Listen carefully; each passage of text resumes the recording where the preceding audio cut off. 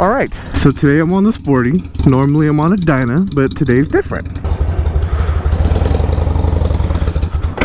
Shit. Alright, it's running. We're going. So, the reason I'm on Andrew's bike is because mine is not, working. Flashback. Okay, we'll follow up to the last video. So my shifter peg, it does this now. Second gear, and I'm pretty stuck in second gear. So I'm not gonna shift out of it. Out of tune. Good old Harleys. Go, go, go! I can't stop, go! Really, dude? Ah, shit. Not a red light. I can't do red lights. No!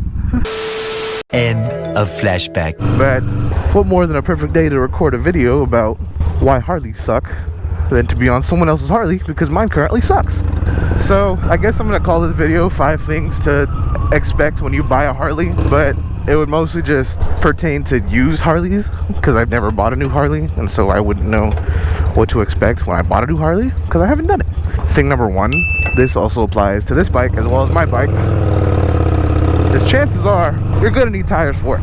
That was the first thing Andrew did when he got this bike. Usually when you buy a used bike, it's either because someone's riding it and it's ready for an upgrade, or because it's been sitting. Under both of those circumstances, your tires are not going to be good. Chances are they're either shot because they've been riding it, or they're old, ugly, and dry rotted because they haven't been riding it. If you buy a used Harley, expect to spend about $200 right off the bat on a set of tires.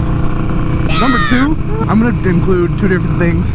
Chances are if you buy an older Harley like this one, 04 883 Sportster, it is carbureted. Chances are your carburetor is going to be disgusting. If does somebody not know how to flush a toilet after they've had a shit? That's not me. Well, it was fucking one of yous. Disgusting! Probably going to have to replace your carburetor. However, on my bike, I don't have a carburetor. My bike is fuel injected. Mine is an 06 Dyna Street Bob. And so, if you have a fuel injected bike, usually you're gonna buy it from somebody and they probably put an air cleaner on it or an exhaust on it. They call that a stage 1, I believe. Chances are it's not gonna run right. It's not gonna be in tune. It's gonna backfire. It's gonna misfire. That's the problem I have with my bike currently. Well, not the main problem, actually. It's just one of the problems. Hashtag Harley-Davidson. Carburetor / tuner, I guess, would be number 2. You're going to expect to have to do it. Number 3, and this is going to apply to my bike, mostly because it's why my bike's in the shop right now.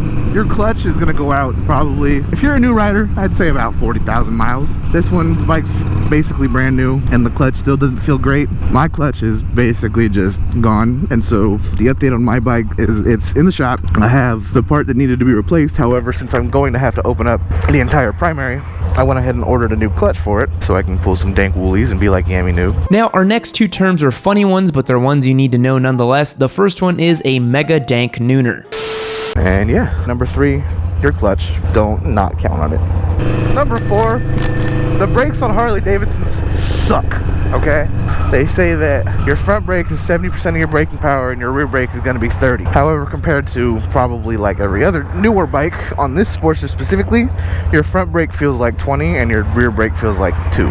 These are just stock dual piston brakes, I believe, and they're just not good. This is a single disc. If you're gonna get a Harley looking to get in a dual disc, I did not, and my brakes suck.